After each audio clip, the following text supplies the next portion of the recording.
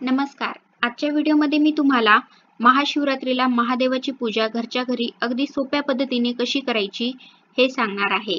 तसेच आजकालच्या धकाधकीच्या जीवनामध्ये नोकरदार वर्गांना एवढी सगळी मोठी पूजा मांडायला वेळ नसतो. तर त्यांनी सुद्धा अगदी सोप्या पद्धतीने या दिवशी पूजा कशी करायची हे पण सांगणार आहे. आणि तुम्ही जर मंदिरात जाऊन पूजा करणार असाल तर सोबत काय काय घेऊन जायचं आहे तर हे सुद्धा मी तुम्हाला सांगणार आहे. त्यासाठी हा व्हिडिओ शेवटपर्यंत पहा. माघ कृष्ण चतुर्दशी ही तिथी महाशिवरात्री म्हणून ओळखली जाते. देवांचे देव आणि तिन्ही लोकांचे स्वामी महादेवांचा हा सर्वात मोठा उत्सव असतो. महाशिवरात्रीच्या दिवशी जी व्यक्ती व्रत पालन करते आणि भगवान शिव आणि माता पार्वतीची पूजा करते, भगवान शिव त्यांच्या सर्व मनोकामना पूर्ण करतात. महाशिवरात्रीच्या दिवशी उपवास आणि पूजा केल्याने जीवनात अपार सुख आणि समृद्धी प्राप्त होते. जे लोक महाशिवरात्रीच्या दिवशी विधिवत महादेवाची पूजा करतात, त्यांच्या आयुष्यातील सर्व विघ्न दूर होतात आणि त्या भक्तांच्या सर्व मनोकामना पूर्ण होतात. या दिवशी सकाळी लवकर उठून स्वच्छ स्नान करायचं आहे. स्नान करताना तुम्ही अंघोळीच्या पाण्यामध्ये थोडंसं गंगाजल टाकू शकता. त्यानंतर स्वच्छ वस्त्र परिधान करायचे आहे. शक्यतो तुम्ही या दिवशी पांढऱ्या रंगाचं वस्त्र परिधान करा. त्यानंतर आपली रोजची देवपूजा करून घ्यायची आहे आणि आपण ज्या ठिकाणी पूजा मांडणार आहात ती जागा स्वच्छ करून तिथे एक चौरंग ठेवायचा आहे.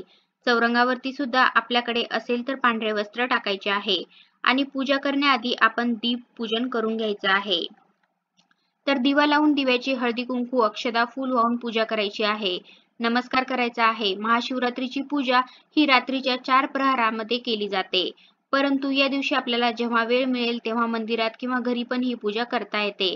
कारण असं म्हटलं जातं की शंकर भोळा आहे आणि मनापासून केलेली भक्ती त्याच्यापर्यंत नक्की पोहोचते आणि ते आपल्या सर्व मनोकामना पूर्ण करतात. सर्वात आधी आपण गणपती बाप्पांची पूजा करायची आहे. पण त्यापूर्वी गणपतीला अभिषेक घालायचा आहे. स्वच्छ पाण्याचा, त्यानंतर पंचामृताचा अभिषेक घालायचा आहे. अभिषेक घालताना तुम्ही त्या पाण्यामध्ये थोडंसं अत्तर आणि गंगाजल देखील टाकू शकता. अभिषेक करताना गणपतीचा एखादा मंत्र म्हणायचा. वक्रतुंड महाकाय सूर्यकोटी समप्रभ निर्विघ्नं कुर्मे देव सर्व कार्येषु सर्वदा. ओम गण गणपतये नमः. ओम गण गणपतये नमः.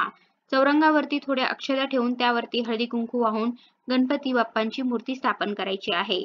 त्याचबरोबर आपल्या घरात माता अन्नपूर्णेची मूर्ती असते, ती साक्षात माता पार्वतीचंच रूप आहे. म्हणून आपण या दिवशी माता अन्नपूर्णेची सुद्धा विधिवत पूजा करायची आहे. कारण या दिवशी गणपती बाप्पा, पार्वती माता आणि महादेव यांचे एकत्रित पूजन केले जाते. अन्नपूर्णा मातेला सुद्धा स्वच्छ पाण्याचा, पंचामृताचा अभिषेक घालायचा आहे.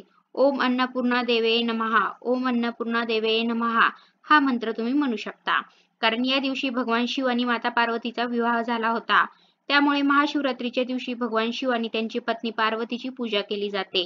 यंदा महाशिवरात्री ही शुक्रवार दिनांक 8 मार्च 2024 रोजी साजरी केली जाणार आहे. निश्चित काळात महाशिवरात्रीचं शिवपूजन केलं जातं.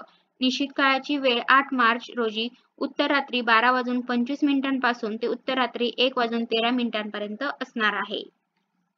या काळात शिवपूजन करणं चांगलं मानलं जातं किंवा शिवरात्रीला रात्री जे 4 प्रहर सांगितलेले असतात त्या 4 प्रहरामध्ये जागरण करून शिवपिंडीचे पूजन केले जाते. दरवर्षी महाशिवरात्रीच्या 4 ही प्रहरांची वेळ वेगवेगळी असते. तर ही 4 प्रहरांची वेळ मी तुम्हाला सांगणार आहे. तर व्हिडिओ संपूर्ण पहा. गणपती बाप्पांना आणि अन्नपूर्णा मातेला अभिषेक केल्यानंतर गणपती बाप्पाची विधिवत पूजा करायची आहे. गणपतीला चंदन, हळदी कुंकू लावायचं आहे. अक्षता वाहायच्या आहेत, लाल फूल व्हायचं आहे, दुर्वा वाहायच्या आहेत. त्याबरोबरच गणपतीला गुळ खोबऱ्याचा नैवेद्य दाखवायचा आहे आणि सगळ्यात आधी गणपती बाप्पांची पूजा झाल्यानंतर मग आपल्याला पार्वती मातेची म्हणजेच अन्नपूर्णा मातेची पूजा करायची आहे.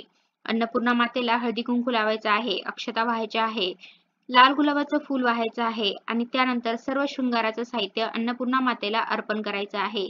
यामध्ये बांगड्या, आरसा, टिकली, हळदी कुंकू असं सर्व साहित्य असतं. ते आपण अर्पण करायचं आहे. कारण या दिवशी भगवान शिवाचा माता पार्वतीशी विवाह झाला होता. त्यामुळे माता पार्वतीला सौभाग्य अलंकार अर्पण केलं जातं आणि त्यानंतर या दिवसाची मुख्य देवता म्हणजे महादेव यांची आपण विधिवत पूजा करायची आहे. महादेवांची पूजा आपल्याला शिवलिंगाच्या स्वरूपात करायची असते. तर एका स्वच्छ ताम्हणामध्ये शिवलिंग ठेवायचं आहे. तुमच्याकडे कोणत्याही धातूची शिवलिंग असेल तर ते चालू शकतं. तर ते एका ताम्हणामध्ये ठेवून सर्वात आधी आपल्याला शिवलिंगावरती स्वच्छ पाण्याचा अभिषेक करायचा आहे. अभिषेक करायच्या पाण्यात पण तुम्हाला थोडंसं गंगाजल मिसळायचं आहे. कारण शिवपूजेत गंगाजल हे फार महत्वाचं असतं.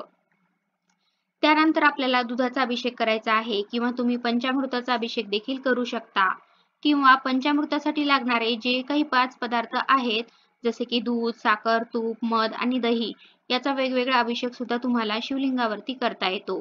शिवलिंगावरती अभिषेक करताना ओम नमः शिवाय, ओम नमः शिवाय या मंत्राचा जप आपल्याला करायचा आहे. तसे तर शक्य झाले तर आपल्याला ही संपूर्ण पूजा होईपर्यंत ओम नमः शिवाय या मंत्राचं पठण करायचं आहे आणि शिवलिंगाला अभिषेक घातलेलं पाणी तुम्ही तुळशीला मात्र घालू नका.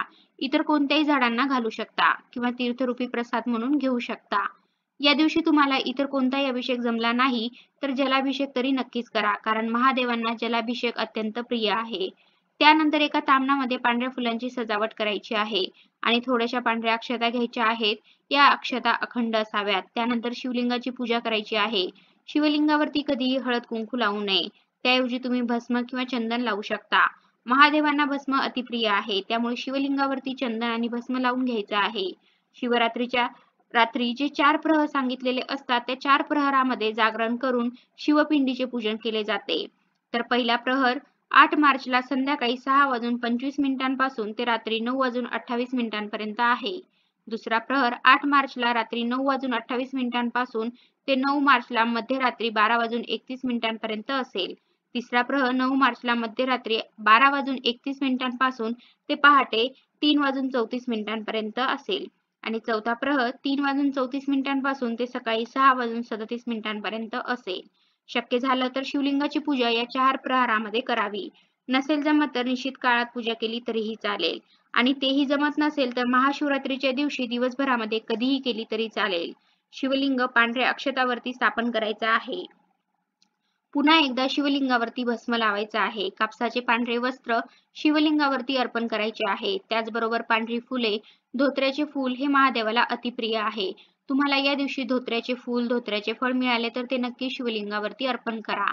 आणि या दिवशी सर्वात महत्त्वाची गोष्ट म्हणजे महादेवांना बेलपत्र अर्पण करणे. शिवलिंगाची पूजा बेलपत्राशिवाय अपूर्ण आहे. त्यामुळे एक बेलपत्र का होईना आपण या दिवशी शिवलिंगावरती अर्पण करायचं आहे. 3 पानांचं बेलपत्र घ्यायचं आहे आणि ते उलटं व्हायचं आहे. तुम्ही 3, 5, 7, 11, 51 किंवा 108 बेलपत्र देखील वाहू शकता. बेलपत्र वाहताना ओम नमः शिवाय हा मंत्र म्हणा. जर तुमच्याकडे रुद्राक्षाची माळ असेल तर ती सुद्धा शिवलिंगावरती अर्पण करायची आहे. आताच्या धकाधकीच्या जीवनामध्ये बऱ्याच नोकरदार वर्गांना खूप जास्त वेळ नसतो. एवढी मोठी पूजा मांडायला तर तुम्ही तुमच्या देवघरामध्ये एका ताम्हणामध्ये शिवलिंग ठेवून त्यावरती साधा जलाभिषेक जरी केला आणि फक्त शिवलिंगाची भस्म, पांढरं फूल आणि बेलपत्र वाहून जरी साधी सोपी पूजा केली तरीही चालू शकतं. कारण महादेवांना भोळा शंकर म्हटले आहे. त्याची साधी सोपी अगदी मनोभावे जरी पूजा केली तर ते आपल्यावरती लगेच प्रसन्न होतात. त्यामुळे ज्यांना वेळ नाही त्यांनी देवाऱ्यामध्ये शिवलिंगाचं पूजन करा.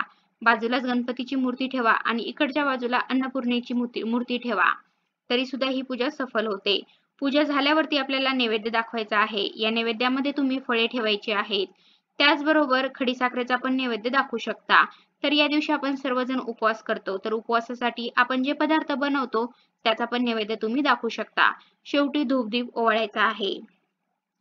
मनोभावे नमस्कार करायचा आहे. शंकराची आरती करायची आहे.